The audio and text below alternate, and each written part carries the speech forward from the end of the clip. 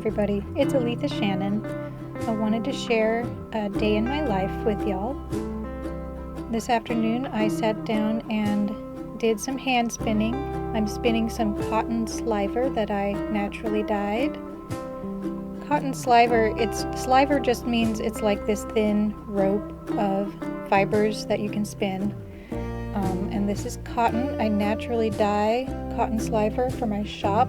Sometimes I also use plain ginned cotton. That ginned just means it has the seeds removed. And I'll show you how I prep that in a second. But today I was just doing this cotton sliver. So I'm using a tahkli, which is a type of supported spindle. And a supported spindle needs a little bowl or something to spin freely in. And supported spindles and tahklis are super fast, which makes them really good for spinning cotton. When you're hand spinning cotton, you need something that can spin very fast without putting a lot of tension on your forming yarn.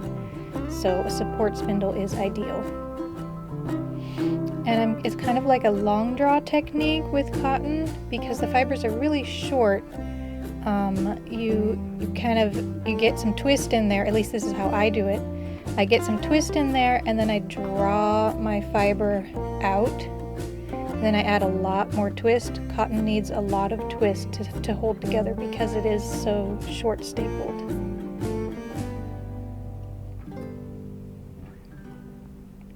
Cotton is not hard to spin. It's just a little bit different of a feel than wool. It does take a lot more twist and you need that very light tension so that it doesn't break while it's forming into yarn. So don't let anyone tell you that cotton is hard. Plenty of people learn how to spin with cotton. It's perfectly fine for a beginner if that's what you want to start with. Just make sure you get the right equipment, which I will detail on my blog post that I will link below.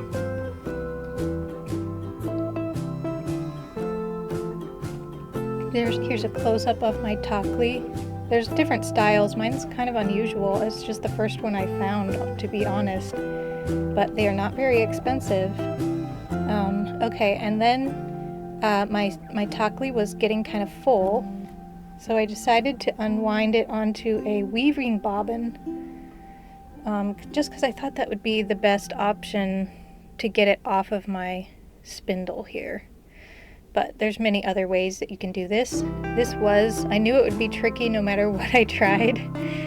And I did have a little bit of trouble getting it to spin. I need some kind of device to hold my spindle while I turn whatever it is that I'm using to unwind it. But I eventually just recruited my daughter, who was fresh from the splash pad she had in the backyard. She loves to turn this thing for me. And then I was able to hold the spindle in its bowl and it spun pretty freely and we got it all on the bobbin. And this way I can make a second bobbin, and when I've got two bobbins I can put them on my Lazy Kate and ply them together just with my spinning wheel.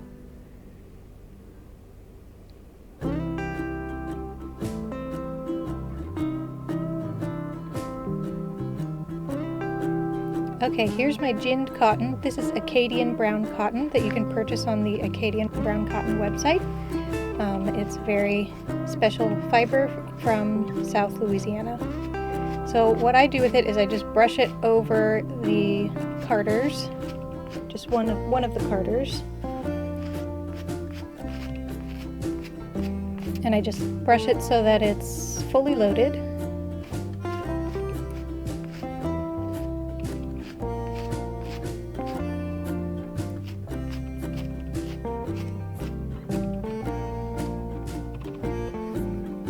And then I start rocking the second carder over the first carder, which picks up the fibers and brushes them out slightly and transfers the fibers to the second carder. And I'm going to do that multiple times until the cotton is smooth enough where I'm happy with it and I am ready to, I think it'll be, spinnable without having too many lumps and bumps. It's a personal preference how many lumps and bumps you will allow in your yarn.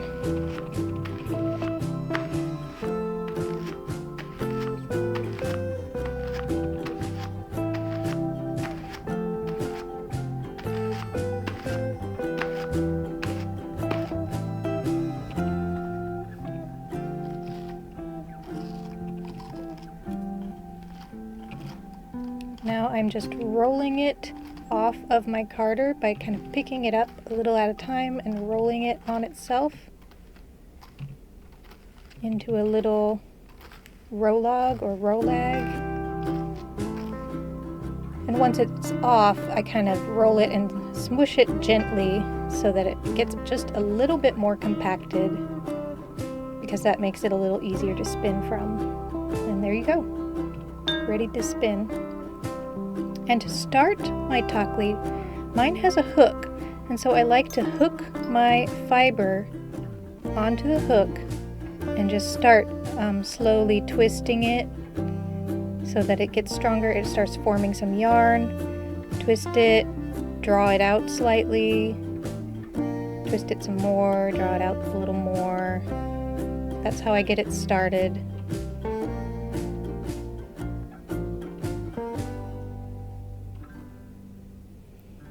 And when I've got a bit of a length on it and it's nice and strong,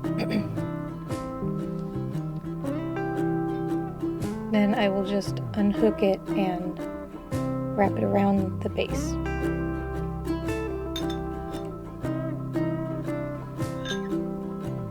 I'm just twisting it a little bit more because after I took it off the hook, I realized it needed a little more twist, so I just rolled it along my thigh there. And now I'm wrapping it around the base.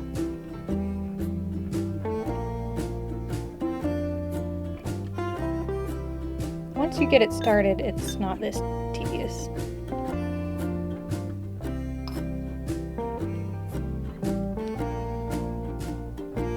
Okay, now it's ready to go. I can spin it, draw it out. I will work on my camera angles. I'm sorry you can't see. Oh, there we go. I forgot I had another angle. It's my first video, y'all. Bear with me. But I'm spinning it and then drawing it out. Spinning it, drawing it out. Making sure that it's strong, giving it a tug every now and then to make sure it's not going to break immediately.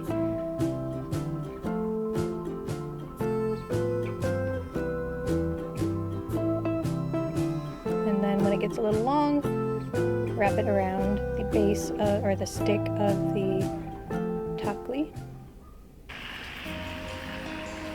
And that's it for cotton. The rest of my day I've kind of puttered around. Here's my indigo. It's doing so well. So I'm going to harvest some soon and this extracts the pigment. And I'll do a video of that. Look how gorgeous it is. I've got 2 big rows of it. Like to go look at it.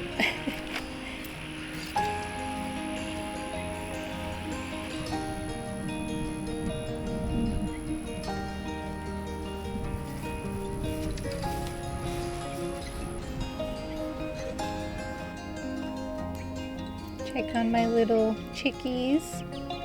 We bought these as chicks a little while ago. Getting older. Okay, here's my front porch with blueberries. The blueberries are almost ripe. There's actually a few ripe every day, so I snuck a few. I love blueberries. They're my favorite kind of berry.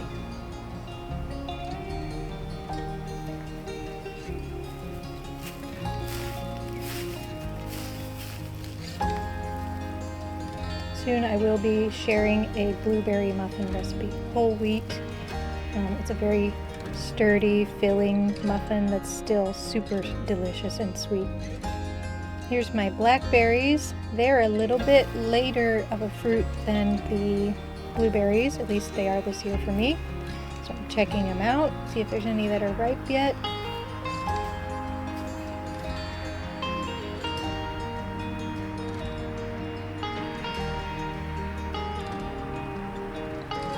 We planted these, I think, 2 years ago, and they're really starting to fill in the gaps. Then over to the backyard to pick one of my favorite southern flowers, the gardenia. We were blessed with many gardenia bushes and when we bought this house that were already established. They smell so good. I really missed lilacs when we moved here. I'd never lived in the South before, but I was very pleasantly surprised to discover gardenias, which are kind of a similar smell.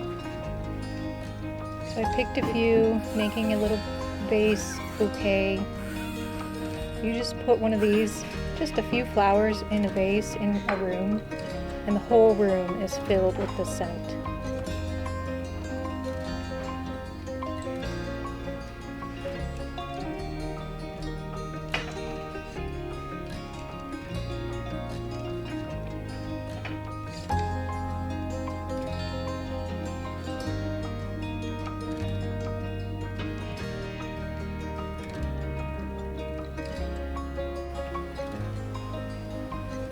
Back to the backyard to pick some spearmint and lemon balm.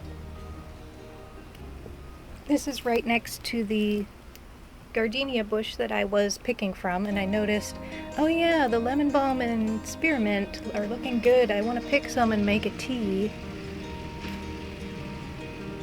I've never combined spearmint and lemon balm before, but I figured it would probably taste pretty good. I gave it a shot.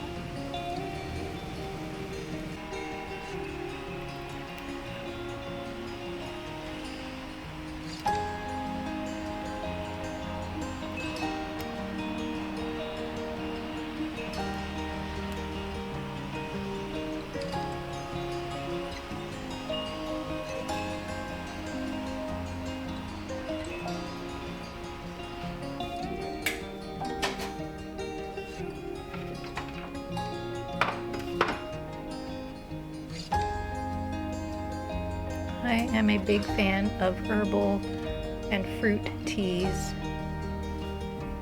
especially if it's fresh and grown by me. I mean, that's just very satisfying.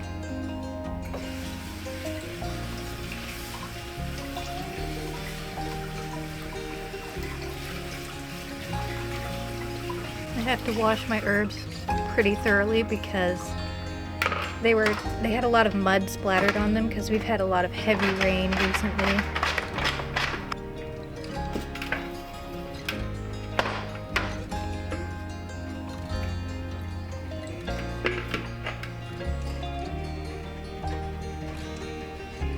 Use this little tea basket thing. It fits right into a mug or a teapot.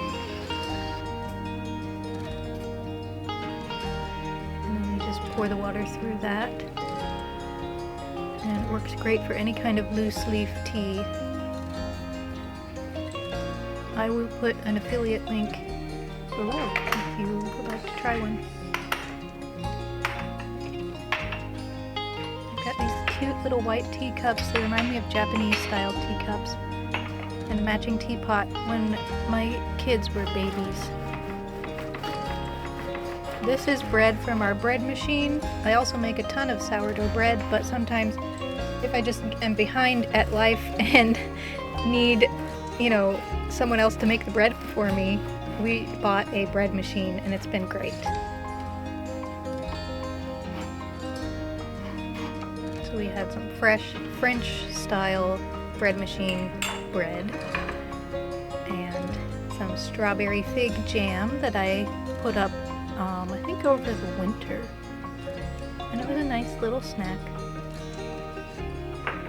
My kids enjoyed it too, although I don't think I got any footage of them.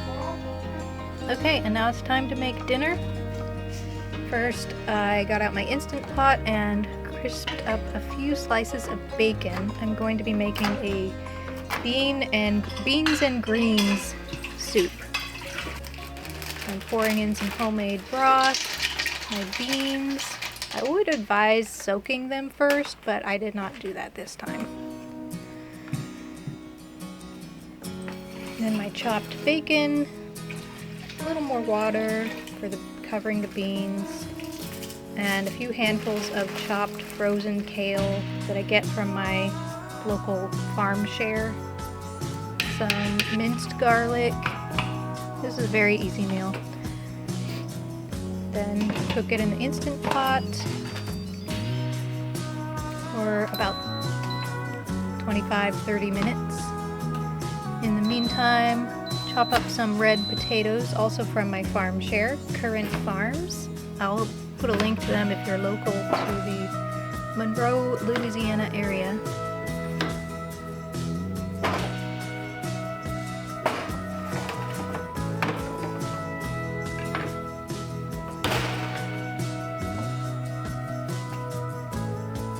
Drizzle on some olive oil.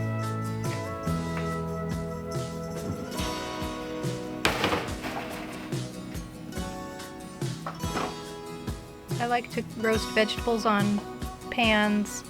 Oh, this is Cajun seasoning. I like to roast vegetables on pans with a silicone mat because it keeps them from sticking a lot, and it's also a really low waste item. And I think I roasted them for 20 or 30 minutes. Okay, now letting the steam out, checking on the beans, see if they're done.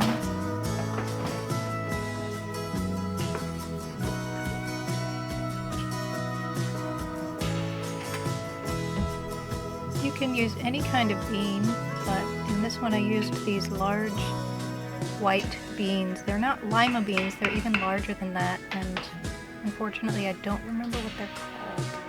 But they're really fun because they're so big.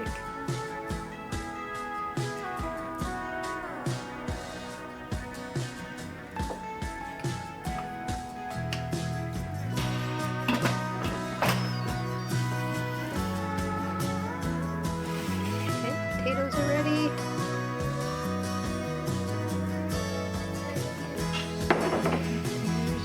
Beans and greens.